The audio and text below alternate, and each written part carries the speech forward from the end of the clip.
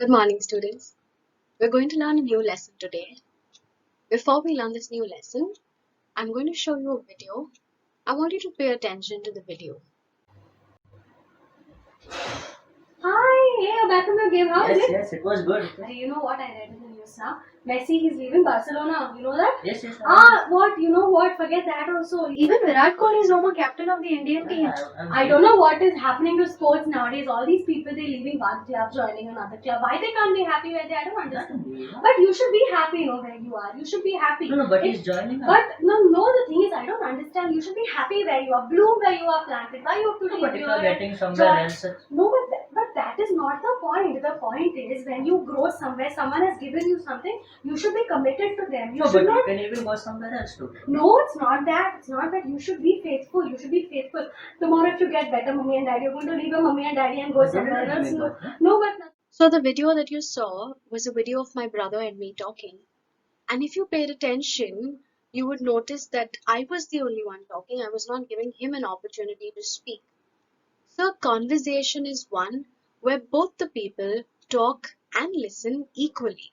The lesson that we're going to do today, think before you speak, has similar ideas expressed in it. This lesson has no author. So when there is no author mentioned, we say that the author is anonymous. So the person, whoever has written this, has used humor and has used scientific facts to actually state his or her message. Alright, I'm going to read the lesson once and I want you to pay attention. Think before you speak. Man was meant to listen more and talk less. That is why, as the great British statesman Benjamin Disraeli said, nature has endowed man with 2 ears and one mouth. If man was meant to talk more and listen less, he would have two mouths and only one ear.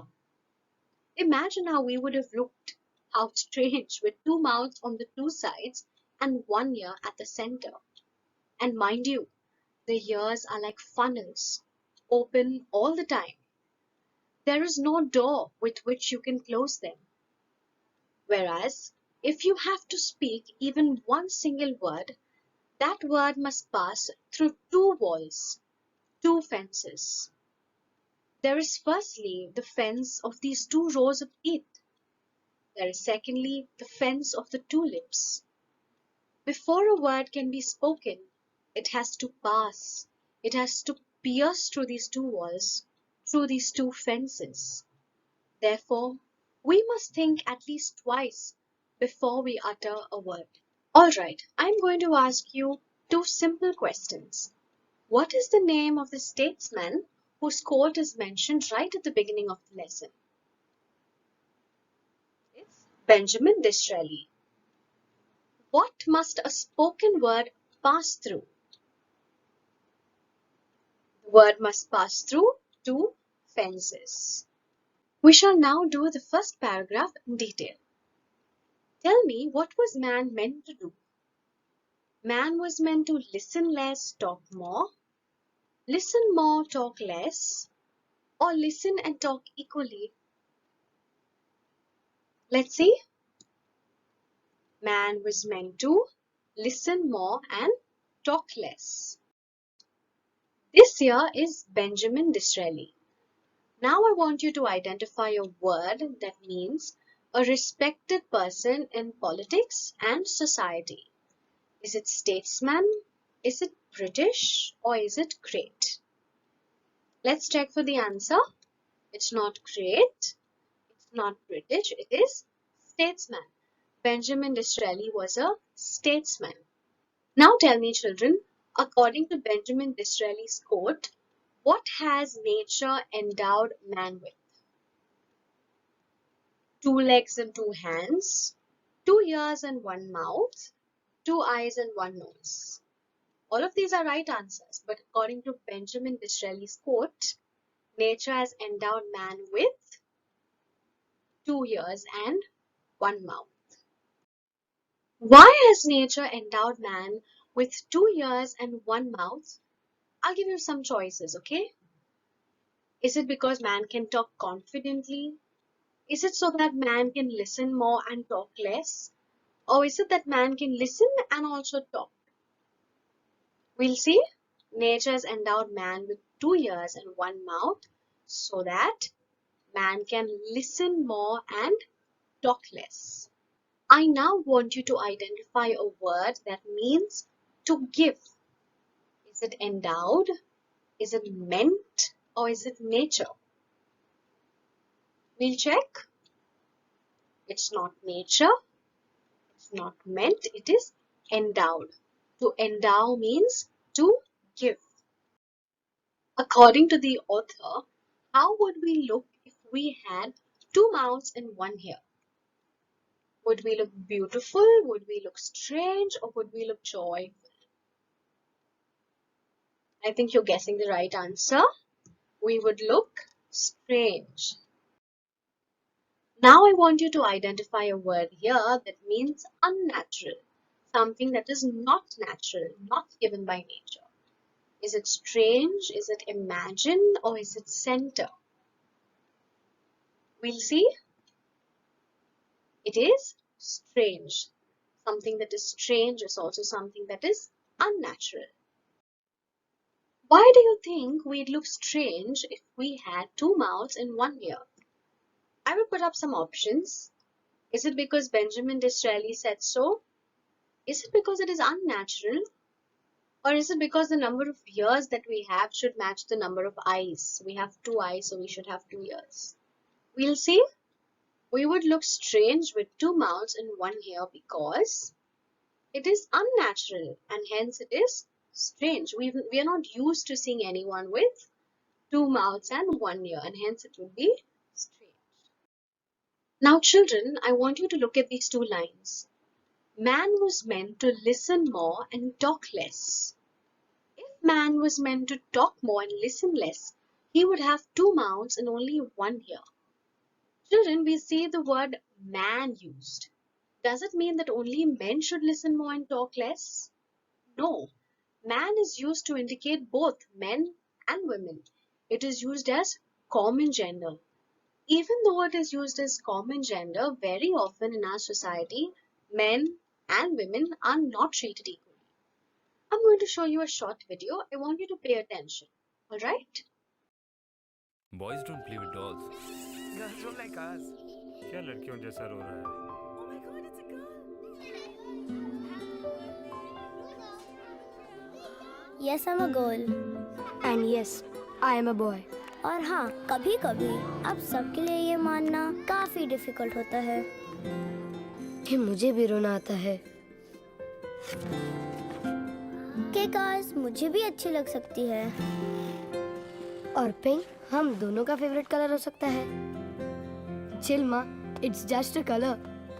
And you know, we can both love sports. चाहे जितनी भी बार गिरे। घर का काम मैं भी सीख सकता हूँ। सिर्फ मैं नहीं। कभी ये भी मानना बहुत डिफिकल्ट होता है कि हम दोनों सेम ड्रीम देख सकते हैं। हवा में ऊंचा उड़ने का ड्रीम या जमीन पर ठुमकने का ड्रीम, सुपर हीरो बनने का ड्रीम, स्टाइल से जीने का ड्रीम। ड्रीम तो ड्रीम होता है ना।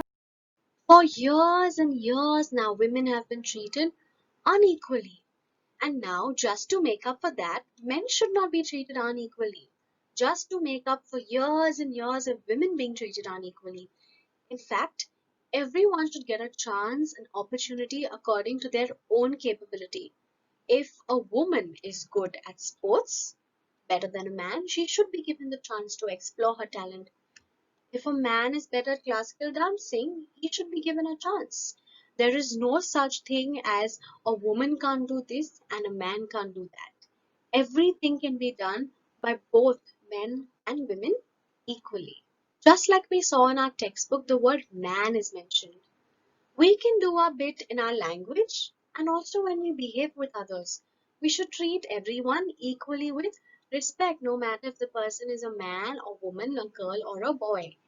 In fact, when we're speaking, we should try to use words that do not only indicate man. For example, instead of saying mankind, we can say humankind. Instead of saying policeman, we can say police officer. Instead of saying man-made things, we can say artificially made things. These are little ways in which we can practice gender equality. All right? I'm now going to put up 3 ideas. I want you to tell me which is the closest to being the main idea of this first paragraph. Is it 2 ears and one mouth? Is it listen more than you talk? Or is it listen as much as you talk? Let's think. It's not 2 ears and one mouth. That's too common, right? It's not listen as much as you talk either. It is listen more than you talk. We've got to listen more than we speak. We shall now move to the second paragraph. Tell me, what does the author compare the ears to? He says the ears are like feet, funnels, or like fire. We'll see the ears are like funnels. Look at this picture. Now I want you to identify a word that means a tube or a pipe that is used for pouring liquid, any kind of liquid. Is it funnel, is it fence, or is it pierce? Let's see what the answer is. The answer is funnel. So this object here is a funnel. Why are the ears like funnels? Is it because they are like triangles? Is it because they are open all the time? Or is it because they come in different sizes? We'll see the ears are like funnels because they are open all the time. Because funnels, you saw the picture, right? The funnel is always open. Now tell me, what are the 2 fences that the word must pass through? Is it the tongue and the teeth? Is it the teeth and the lips? Is it the lips and the tongue? According to our author, the word must pass through the teeth and the lips. Look at these 2 pictures here. Now I want you to identify a word that means a structure that is used to enclose an area or to show a boundary. Is it fence? Is it funnel? Or is it pierce? It can't be funnel, right? We just saw what a funnel is. So it is not pierce and it's not funnel either. It is fence. A fence is a structure that is used to show a boundary. These 2 objects here are fences. Now look at this child here. He's taking that injection. Can you see that needle? Now tell me, what is a word that means to go into or through something? Pierce? Is it funnel or is it fence? We've already seen the meanings of fence and funnel, so it can't be either of those. It is pierce. So basically, the needle is piercing the boy's skin. All right? Now tell me, why must we think at least twice before we utter a word? Is it because we think faster than we speak? Is it because the words we speak must pierce the 2 fences first? Or is it because our word is fast? What does the author say? The author says that the words we speak must pierce the 2 fences first. You remember what the 2 fences are? The teeth and the lips. Now look at this person. I'm sure you all know him. He is Mahatma Gandhi, the father of our nation. He said, a man is but the product of his thoughts. What he thinks, he becomes.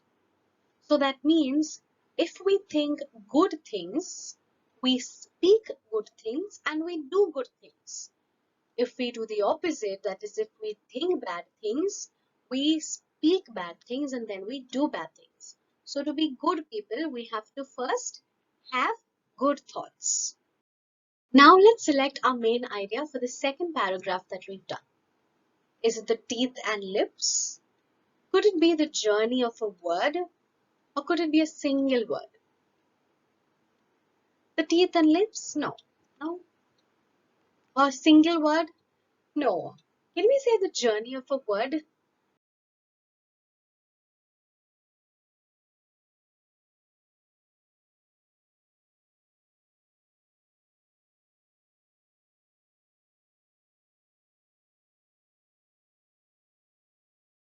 So we can say that the main idea is the journey of a word, how the word travels. All right? So, children, today we saw how important it is to listen more and talk less, and how important our words are. Now, let us try to identify the central idea from both the paragraphs that we've done. All right? Is it be a good speaker and good listener?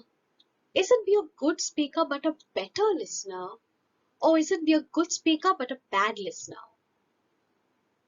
Can you try to identify the central idea?